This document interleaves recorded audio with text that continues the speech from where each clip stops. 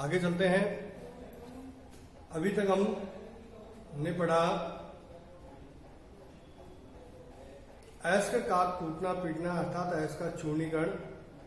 दूसरा अयस्क का सांदण। सांदण करने के बाद हम उस अयस्क का निष्कर्षण करते हैं।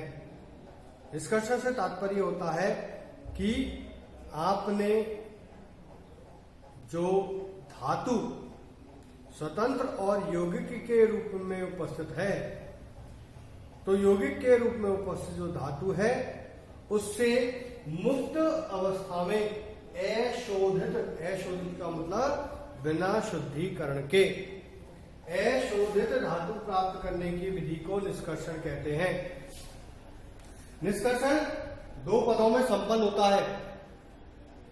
पहला पद है सांद्रित अयस्क को उसके ऑक्साइड में बदलना, और ऑक्साइड में बदलने के बाद उस धातु ऑक्साइड का अशुद्ध धातु में अपचयन करना। तो सबसे पहले अपन देखते हैं सांद्रित अयस्क को ऑक्साइड में परिवर्तित करना। सांद्रित अयस्क को ऑक्साइड में परिवर्तित करने की दो विधियां हैं। पहला निस्तापन और दूसरा भर्जन। निस्तापन और भर्जन, इसमें हम सांद्रित अयस्क को गर्म करते हैं, और गर्म करने के लिए हम विशेष प्रकार की भट्टी का उपयोग करते हैं जिसे परावर्तनी भट्टी कहते हैं। इस भट्टी के अंदर हम सांद्रित अयस्क को यदि वायु की अनुपस्थिति में गलनांक से कम ताप पर गर्म करें तो वो क्रिया कहलाती है निस्तापन, और यदि हम इसमें वायु की उपस्थिति मीन्स ऑक्सीजन के साथ आपके अयस्क की क्रिया करा दे गलनांक से कम ताप पर, तो उसे कहते हैं अपन भर्जन। दूसरा पॉइंट इसमें है कि निस्तापन किसका किया जाता है। निस्तापन किया जाता है जल योजित ऑक्साइड, यानी कि आपके जो कोई भी धातु अयस्क है उसके साथ पानी के अणु जुड़े हुए हैं तो होता है जल योजित ऑक्साइड। हाइड्रोक्साइड OH समूह यदि जुड़ा हुआ है उसके साथ तो वो हाइड्रोक्साइड। कार्बोनेट CO3 समूह जुड़ा हुआ है तो वो कार्बोनेट। तो जलयोजित ऑक्साइड, हाइड्रोक्साइड और कार्बोनेट अयस्कों के निष्कर्षण में हम निस्तापन विधि का उपयोग करते हैं। एग्जाम्पल मैंने दिए जैसे जिंक कार्बोनेट, इसका नाम है कैलामाइन। कैलामाइन का जब हम निस्तापन करते हैं तो हमें क्या प्राप्त होता है, गर्म करते हैं इसको तो जिंक ऑक्साइड और कार्बन डाइऑक्साइड गैस बाहर निकल जाती है।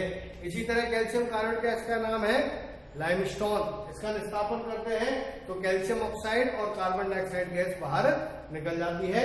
और ऐसे ही आयरन का रक्स Fe2O3.3H2 लिमोनाइट, भूरा हेमेटाइट बोलते हैं इसको अपन, इसका जब हम निस्तापन करते हैं तो फेरिक ऑक्साइड अलग हो जाता है और पानी के अणु बाहर निकल जाते हैं।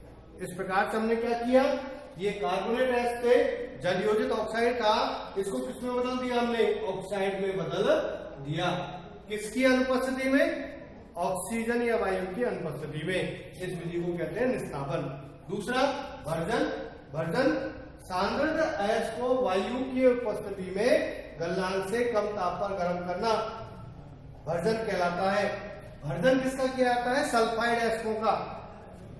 सल्फाइड अयस्कों का क्या किया जाता है, ऑक्सीकरण और क्लोरीनीकरण। तो इसमें एग्जाम्पल देखिए, जैसे मान लीजिए आपका अयस्क है उसमें अशुद्धि उपस्थित है। अशुद्धि किस रूप में उपस्थित है, अधातु के रूप में। अधातु जैसे फास्फोरस उपस्थित है, सल्फर उपस्थित है, आर्सेनिक उपस्थित है, आदि जो अशुद्धियां उपस्थित है इनको हम पहले इनके ऑक्साइड में बदल लेते हैं। तो जैसे हमने फास्फोरस लिया, फास्फोरस का सूत्र होता है P4 का ऑक्सीडेशन कराया हमने, ऑक्सीकरण कराया, हमें फास्फोरस पेंटा ऑक्साइड, पूरा नाम है इसका टेट्रा फास्फोरस डेका ऑक्साइड, लेकिन ये हमें किस रूप में मिलता है, ये हमें मिलता है P2O5, फास्फोरस पेंटा ऑक्साइड के रूप में मिलता है। सल्फर, इसका ऑक्सीकरण कराया हमने, सल्फर डाइऑक्साइड। आर्सेनिक, इसका हमने ऑक्सीकरण कराया आर्सेनिक ऑक्साइड के रूप में। अशुद्धियां वाष्पशील होने के कारण बाहर निकल जाती है। इसी तरह हमने लेड जिंक कॉपर के एस के लिए कौन सा है? Sulphide S. जैसे पीवीएस, क्या लेना नाम है इसका? जिंक सल्फाइड, इसका नाम है जिंक ब्लेंड। क्यूप्रस सल्फाइड, इसका नाम है कॉपर ग्लास। इनका जब हमने ऑक्सीडेशन कराया अर्थात ऑक्सीजन के साथ इनकी क्रिया कराई तो हमें लेड ऑक्साइड प्राप्त हुआ, सल्फर डाइऑक्साइड गैस बाहर निकल गई। जिंक ऑक्साइड प्राप्त हुआ, सल्फर डाइऑक्साइड गैस बाहर निकल गई। कॉपर क्यूप्रस ऑक्साइड हमें प्राप्त हुआ, Cu2O। क्यूप्रस ऑक्साइड हमें प्राप्त हुआ और कौन सी गैस बाहर निकल गई? सल्फर डाइऑक्साइड गैस बाहर निकल गई। इस तरह से हमने यहां पर भी क्या किया? ये जो आपके एस है या अशुद्धि है उनको हमने ऑक्साइड में परिवर्तित कर दिया। इसके बाद मैंने एग्जांपल बताया था आपको क्लोरीनीकरण का कि क्लोरीनीकरण भी हम कर सकते हैं इसमें। तो हमने अर्जेंटाइड लिया और अर्जेंटाइड की क्रिया किसके साथ करा दी? सोडियम क्लोराइड के साथ कराई। तो सोडियम क्लोराइड के साथ कराई तो हमने इसका क्या कर दिया? क्लोरीनीकरण। क्लोरीन हमने जोड़ दिया हमारे एस्क में। कौन सा एस्क हमारा? अर्जेंटाइड Ag2S।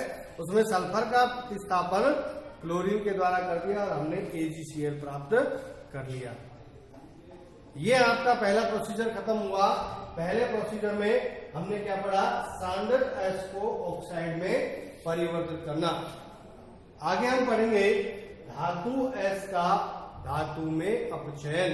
ये जो हमने भर्जन और निस्तापन की क्रिया के द्वारा ऑक्साइड जो प्राप्त किए हैं, इन ऑक्साइडों में से ऑक्सीजन को हटाकर और हम धातु प्राप्त करेंगे।